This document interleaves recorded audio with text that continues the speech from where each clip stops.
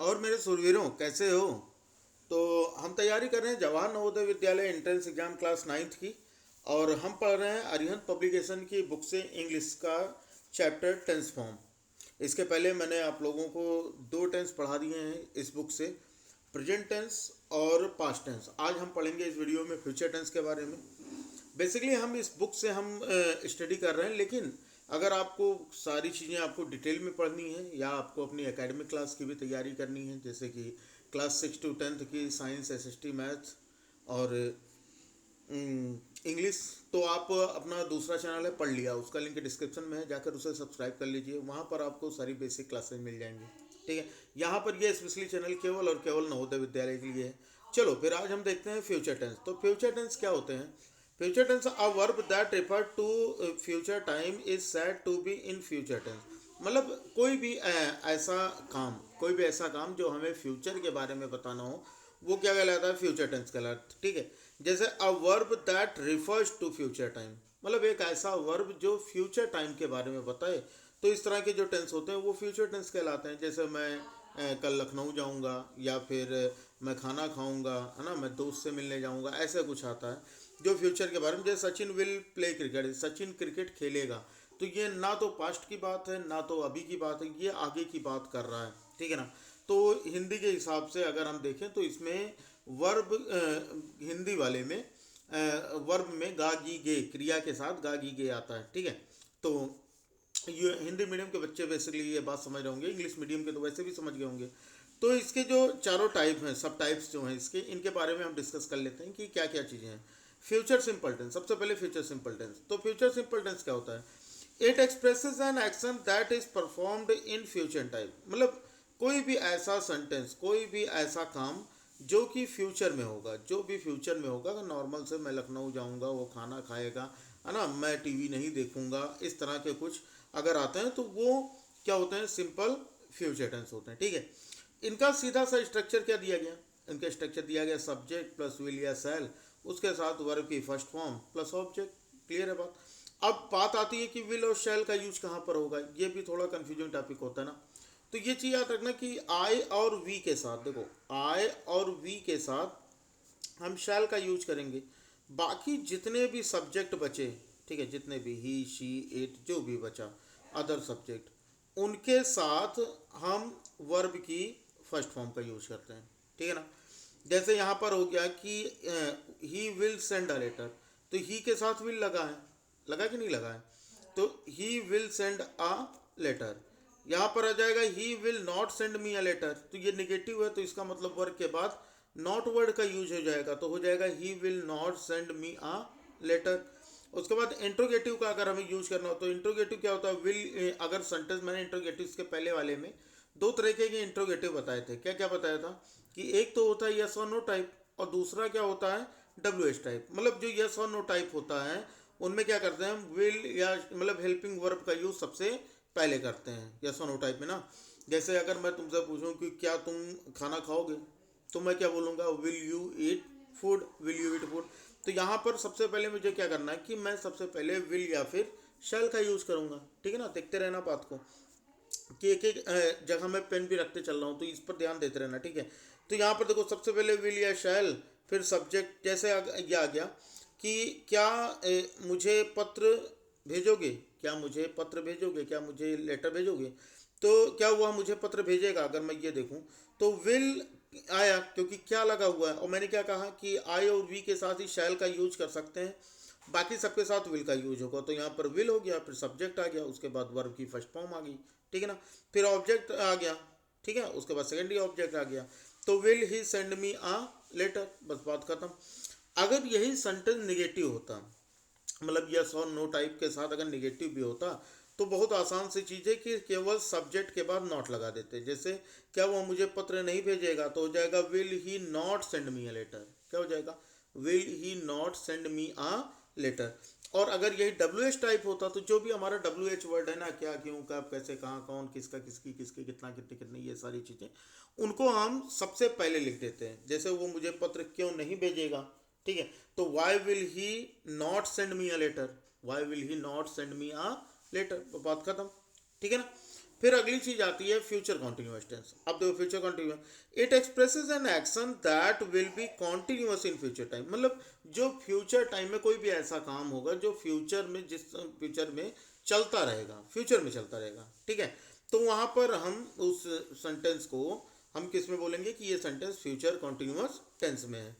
अब इसका अगर देखोगे तो इसमें रूल वैसा ही है, सेल या विल का ही। सब्जेक्ट जैसा कि मैंने बताया, आई और वी के साथ सेल, बाकी सबके साथ विल का यूज होगा।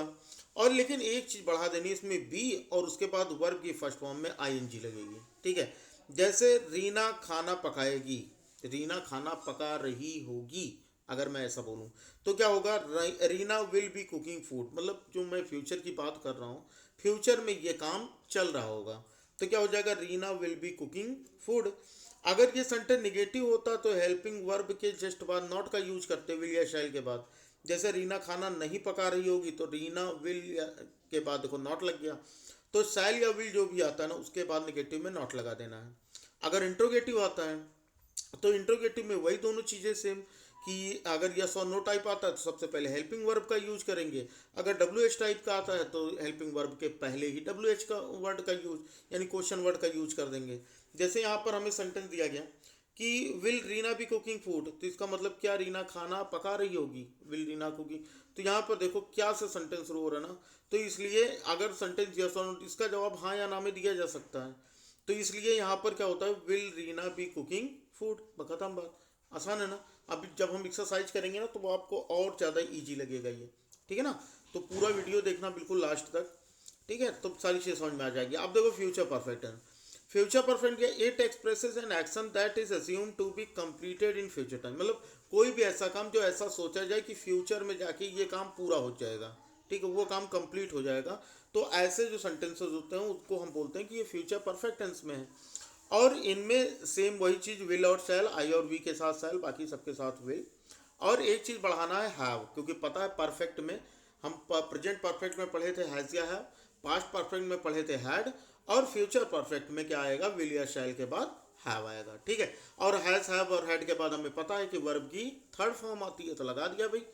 जैसे यहाँ पर आ गया कि you will have seen the car, देखो यहाँ पर क्या है, यू विल हैव आया ना, यू के साथ विल लगाया गया, उसके बाद हैव, फिर सी की थर्ड फॉर्म हो गई सीन द कार, है ना।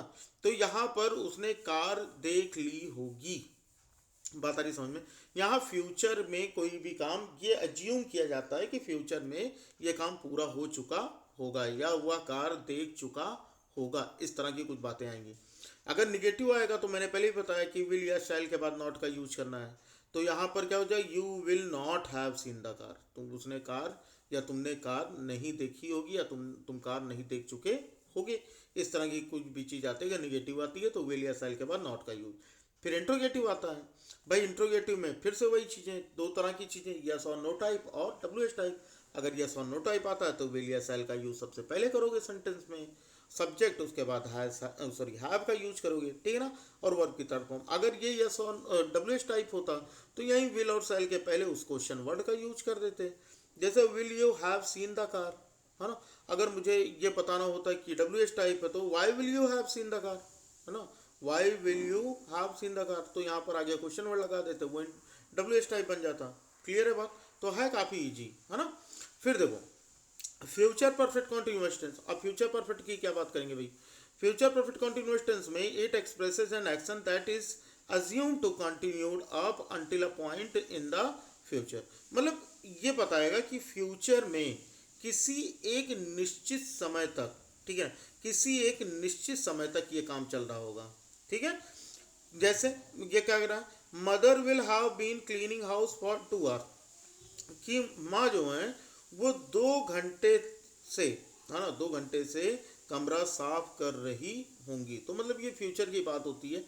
तो फ्यूचर में सिंस और फॉर का यूज मैंने पहले भी आपको बता दिया है कि कैसे होता है। सिंस का यूज पॉइंट ऑफ टाइम के लिए और फॉर का यूज पीरियड ऑफ टाइम के लिए करते हैं, ठीक है। यानी याद रखना, जो चीज़ें घड़ी या कैलेंडर के हिसाब से जो टाइम दिया रहेगा उसके साथ सिंस का यूज करना, और अदरवाइज फॉर का यूज करना, लगभग चीज़ें सही हो जाएंगी, ठीक है। जैसे यहाँ पर आगे सब्जेक्ट विल या शैल प्लस हैव प्लस इसमें बीन आएगा, एक चीज बीन। पहले वाले में क्या था, हैव के बाद वर्ब की थर्ड फॉर्म आ रही थी, तो हैव के बाद वैसे भी भाई वर्ब की थर्ड फॉर्म, लेकिन यहाँ हैव के बाद बीन आएगा, ठीक है। उसके बाद वर्ब की फर्स्ट फॉर्म में आईएनजी लगेगी, क्योंकि कॉन्टिन्यूअस है भाई। तो परफेक्ट है इसलिए हैव लगा, कॉन्टिन्यूअस है इसलिए आईएनजी लगा। तो इसमें याद रखना कि हैव बीन के साथ वर्ब की फर्स्ट फॉर्म में आईएनजी आएगी, ठीक है ना। जैसे mother will have been cleaning house for 2 hours, ठीक है।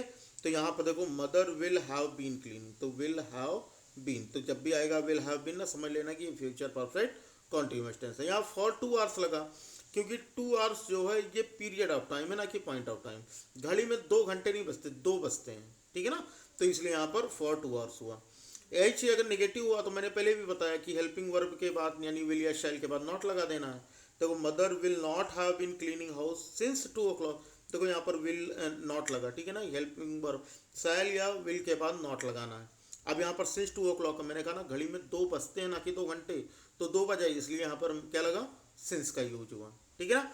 फिर इंट्रोगेटिव में सबसे पहले विल या शैल का यूज होगा, बाकी उसके बाद सब्जेक्ट फिर जो भी आते हैं है ना, वो हैव बीन, फिर वर्ब के फर्स्ट में आईएनजी, फिर ऑब्जेक्ट, फिर सिंस या फॉर, फिर जो भी डेट टाइम दिया रहेगा वो टाइम लगा दोगे। जैसे will mother have been cleaning house for 10 minutes. अब यहाँ पर देखो विल मदर हैव, तो विल सबसे पहले लगा, क्या माता जी 10 मिनट से कमरा साफ कर रही होंगी, ये बात आई। अब यहाँ पर बात देखो, एक चीज़ ये है, अगर इस सेंटेंस को निगेटिव करना होता, इस सेंटेंस को, जो कि हमारा लास्ट वाला सेंटेंस, ये होमवर्क रहेगा, ठीक है। इस वाले सेंटेंस का निगेटिव फॉर्म बताओ, इस वाले सेंटेंस का कमेंट बॉक्स में जाके सभी लोग फटाफट से इसका निगेटिव फॉर्म बताओ क्या होगा। Will mother have been cleaning house for 10 minutes, ठीक है। इसका निगेटिव क्या होगा, ये इंट्रोगेटिव है, यस और नो टाइप, तो ये इंट्रोगेटिव का निगेटिव बनाना है, ठीक है। तो नॉट का यूज कहाँ पर करोगे, ये आपको कमेंट बॉक्स में आंसर, जिनका जवाब सही होगा उनको मिलेगा हार्ट, ठीक है। तो ये हमारा टेंस कंप्लीट हुआ। नेक्स्ट क्लास में हम इसके एक्सरसाइज को सॉल्व करेंगे, तो बिल्कुल भी भूलिएगा नहीं वो वीडियो देखना। तो उसके लिए आपको करना क्या है, केवल एक काम करना है कि आपको चैनल को सब्सक्राइब करके बेल आइकन को प्रेस कर लेना, ताकि जैसे ही क्लास हो सबसे पहले नोटिफिकेशन आपको मिल जाए, ठीक है ना। चलो, तो आज के लिए इतना ही रखते हैं। वीडियो अच्छी लगी हो तो बच्चा वीडियो को लाइक कर दो, और अगर चैनल को अभी तक सब्सक्राइब नहीं किया तो चैनल को सब्सक्राइब करके बेल आइकन को प्रेस कर लो, ताकि हमारे हर क्लास की नोटिफिकेशन आपको मिलती रहे।